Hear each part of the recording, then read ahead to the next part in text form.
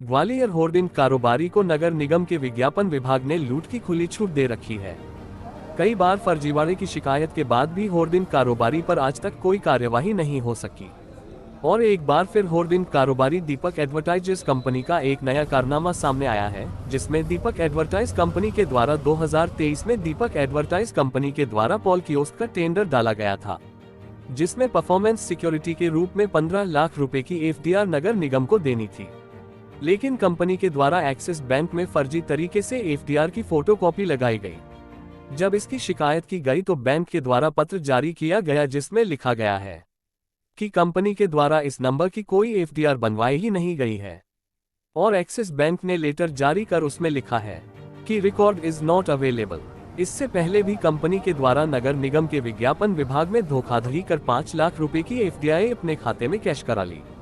नगर निगम के तत्कालीन आयुक्त हर्ष सिंह ने इस फर्जीवाड़े को लेकर दीपक एडवर्टाइज कंपनी के खिलाफ मामला दर्ज करने की बात कही, लेकिन अभी तक इस मामले में कोई एफआईआर नहीं हुई और अब एक नया फर्जीवाड़ा सामने आया है।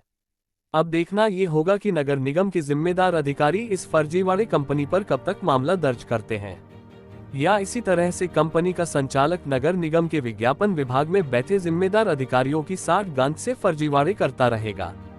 संघ प्रिय कमिश्नर नगर निगम ग्वालियर ने न्यूज घर तक चैनल को बताया, उसका चेक किया जा रहा है। खबर के माध्यम से ये संज्ञान में आया था। मेरे द्वारा पिछले सप्ताह मीटिंग भी ली गई थी, तो उसकी फाइल बुलाई जाकर उसका मेरे द्वारा परीक्षण किया जा रहा है और आगे नियम अनुसार उसमें कार्रवाई की जाएगी। उनका जो मैंने अभी मीटिंग में पाया, उनके ऑलरेडी जो होल्डिंग के हिसाब में 2 प्रोजेक्ट हैं, तो उनका उस पर बकाया है कुछ।